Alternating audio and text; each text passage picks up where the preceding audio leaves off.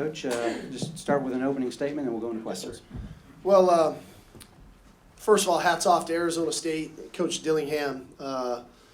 They showed a ton of fight, ton of resiliency. It's a really good football team, and when we went up 16 in the fourth quarter, their ability to come back and take this thing to overtime was very impressive. So congratulations to them on a heck of a season and a game played today.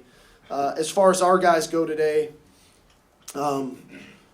not our cleanest game of the year. Then that's okay to say that.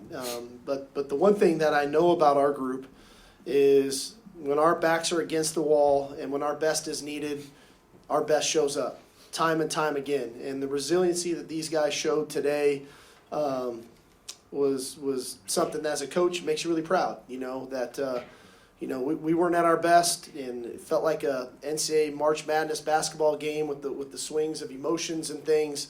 But 4th and 15 in overtime to score, to come right back and score again, 2-point conversion, and then a great play by Andrew Makuba.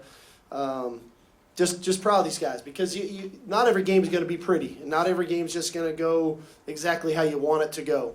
And there's going to be plenty of stuff that we're going to look at this tape and say we got to do better and be better. But the one thing I won't have to say is that our toughness and our fight doesn't need to be better.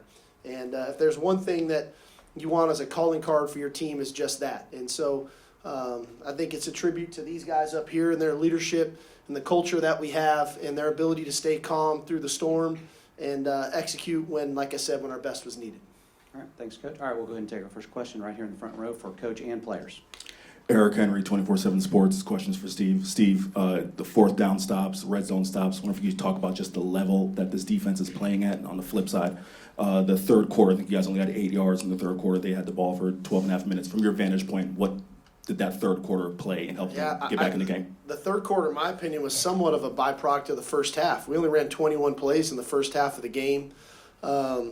And then the third quarter comes out, we go 3 and out. The very next play, we get the ball back after the goal line stand. We give up the safety. They did a great job. We knew coming into the game that they were a tremendous ball possession team, and they do a great job of taking care of the ball.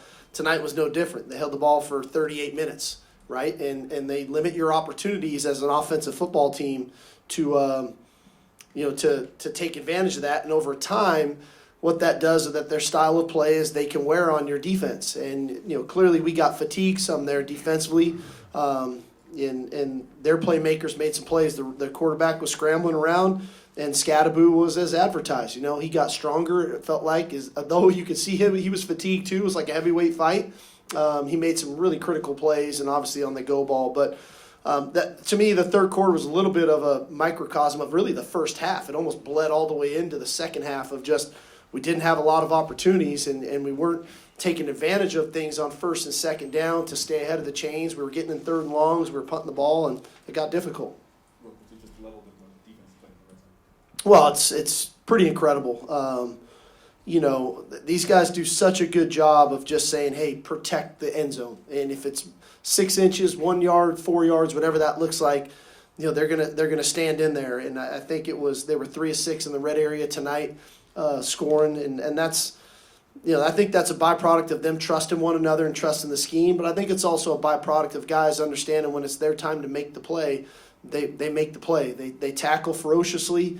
There's a lot of white hats getting to the ball, and they make catches tough. They contest balls when they're thrown in the air, and I think all those things showed up tonight. All right, here, Dan. Coach Dan Tortora, wakeupcalldt.com. Congratulations, first and foremost.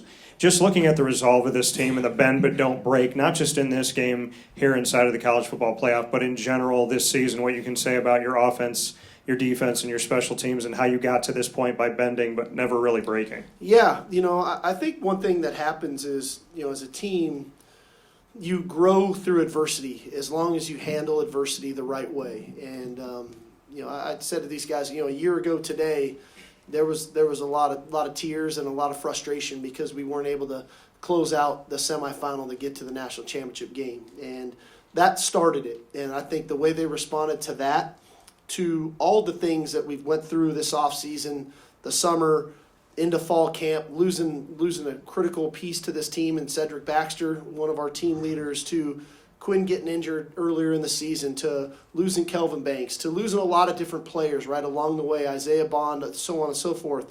But the next guy steps up, and the moment doesn't ever feel too big for our guys. As critical as a moment might be, as maybe we're not playing our best football, the one thing I know their resolve is that they know how to really lock in and get focused and be at their best when their best is needed.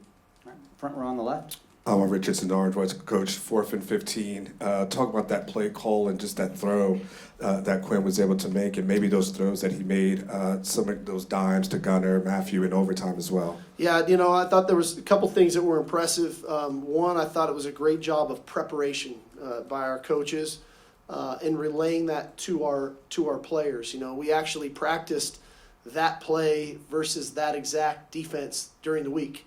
And there was some moving parts to that, to where Quinn had to change the protection on the play, and he did. He got us to a max protection. But even at that, there were some intricacies to handle the pressure the way it was coming inside. And so the protection, him changing it to them getting the protection, and then Matt understanding why that route was going to be there, predicated on the coverage. And I thought Quinn's ability to stand in the pocket and deliver the ball the way that he did, it was a real strike. So there was layers to the whole thing.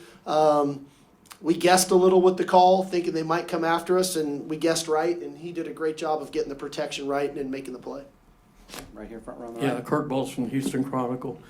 Quinn, can you kind of speak to, coming through in the clutch with the two big overtime passes that you had, and does your heart rate ever change?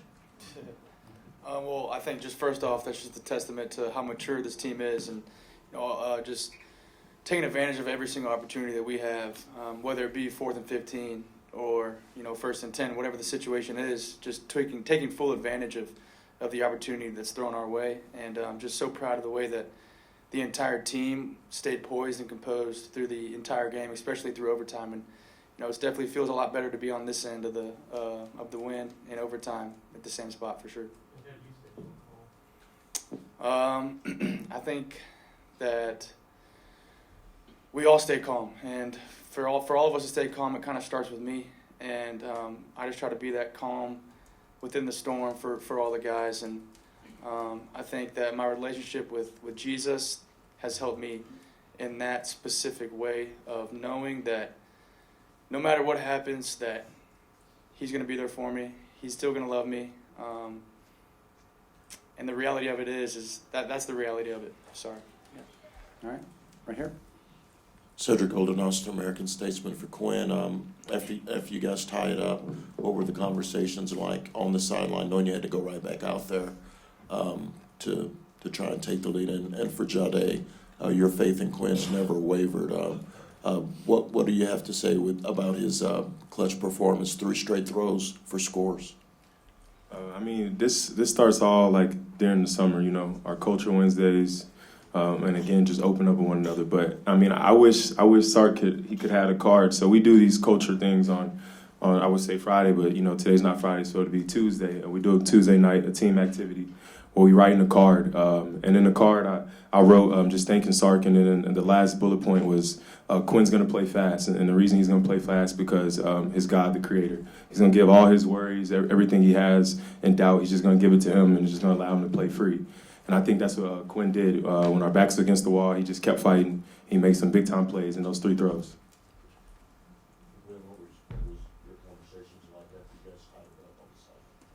It was pretty short and simple, just let's go do it again. And Coach Sark called a great play that we run pretty often against our own defense, and it hit kind of similar. So it's funny how things work. All right, 3rd row on the left over here. Joe Cook inside Texas. How has Matthew stepped up over the past few weeks with Isaiah being kind of in and out and just being able to be that wide receiver one that Quinn can throw to? Yeah, I think that's probably a credit to Matthew and to Quinn. As a quarterback, you're always trying to find rapport and trust in a receiver, and as a play caller, you are too. And you earn trust, right, with consistency and time. And I think there's a level of consistency in Matthew's game that he's earned a lot of trust in myself, and learned a lot of trust in Quinn, that in a lot of the critical moments, it's it's easy to try to find him, because he's going to be in the right spot. He's going to be competitively tough and make those plays. And I think over time I've learned at least that the moment doesn't ever get too big for him either. He remains very poised and composed in some of the bigger moments that we've had. All right, third row on the right here. For Sark and Jahdae, it's Sam Kahn from The Athletic.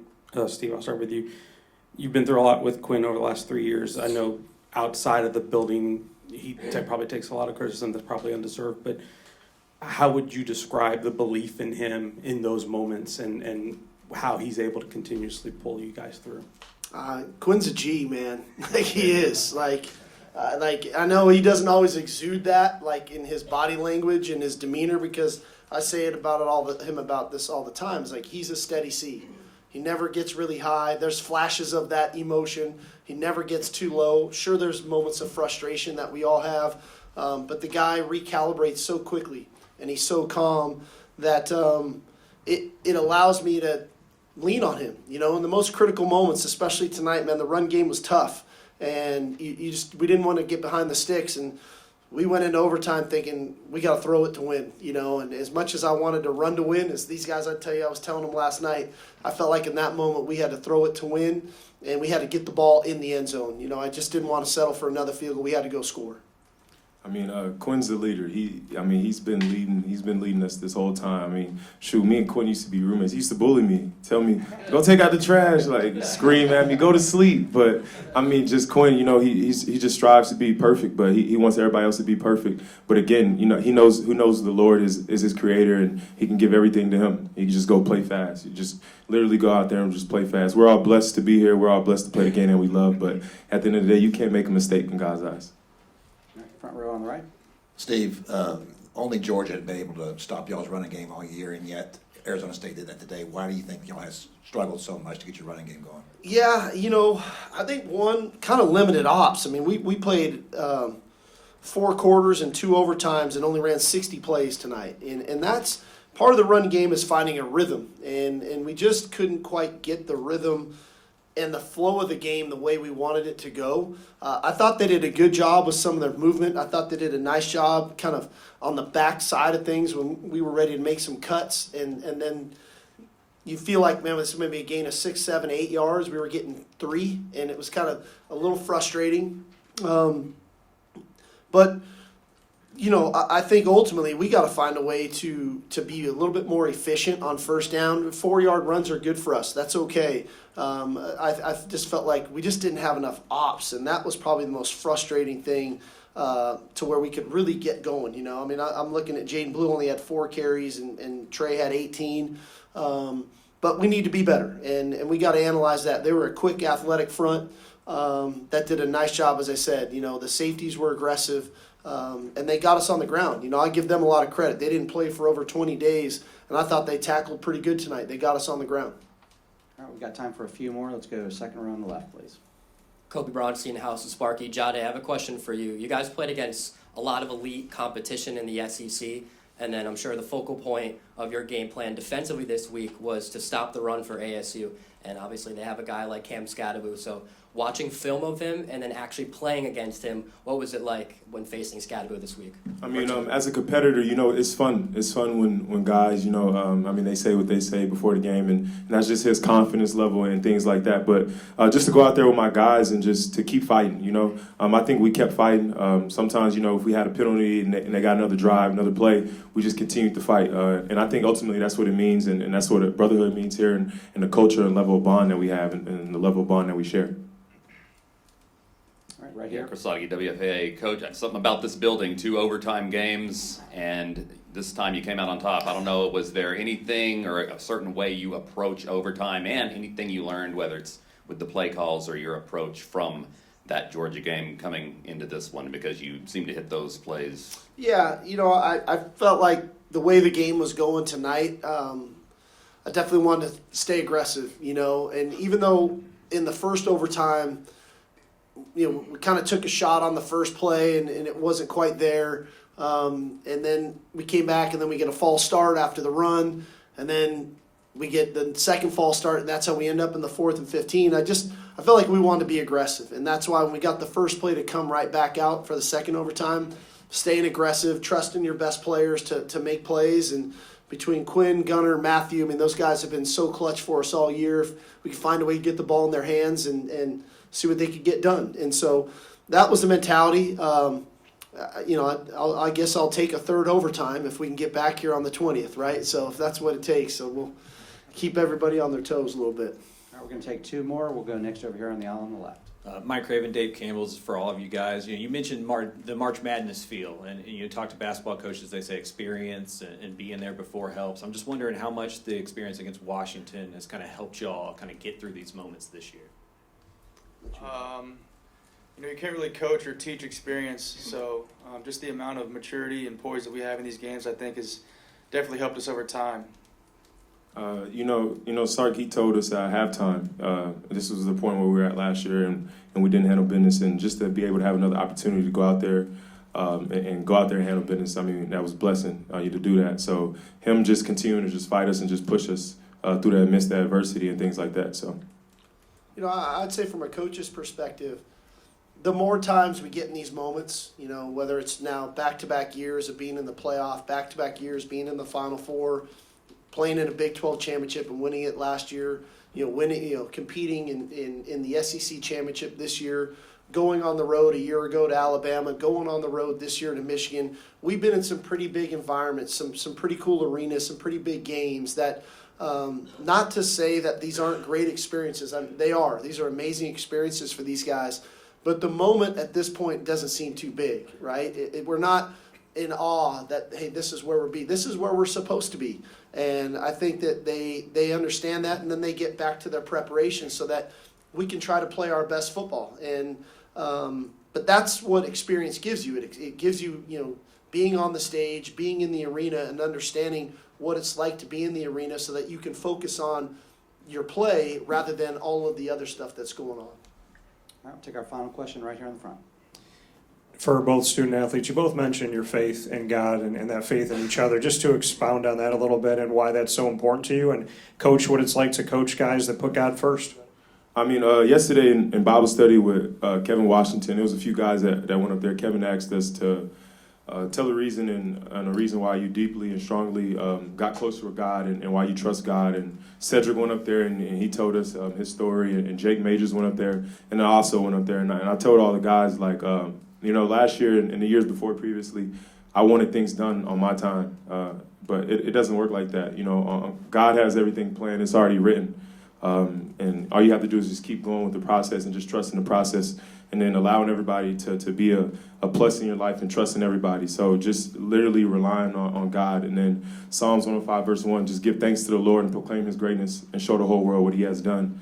I mean, I'm showing y'all with my talent, but I mean, I'd be surprised too when God just pushes me and go out there to allow me to make plays like that. So. It's just been super cool to see the amount of guys that have really let God come into their heart. And, me being part of that and Jahdae being part of that, it's kind of like a domino effect in the locker room. I think more guys are, starting to come to Bible study, come to chapel, whatever it is, and just to see that. And I think that's what grows us closer as well, just the amount of guys that are putting their faith in the Lord has just been really cool to see. I mean, we pray after every practice as a team, and, prayer is very powerful, and I really believe in prayer. And it's just been cool to see how Jesus and God have just worked in our lives throughout this year. And I think that is also a testament to how we stay level-headed and poised throughout the entirety of a game. Well, I think at the end of the day, it's understanding there's definitely a power greater than ourselves. And we live in a world right now in society when it's look at me, look at me, look at me, look what I did. And we try to get these guys out of that mode, and we try to get them to focus on an attitude of gratitude and an idea that serving others, and what does that look like, and what does that feel like. And I see it with these guys every single day. And that's why when these moments kind of come up, I'm really not surprised, because I know where their mind is at in their approach to going to do this stuff. And so it's a testament to the leadership that these two have, because it goes beyond X's and O's, right? It goes beyond. It's the fact that there are more guys in Bible study. There are more guys going to chapel. That's leadership. That's what real leadership looks like. But then that's what comes out on game day on 4th and 15. All right. Thank you, gentlemen. All right, y'all. Thank you.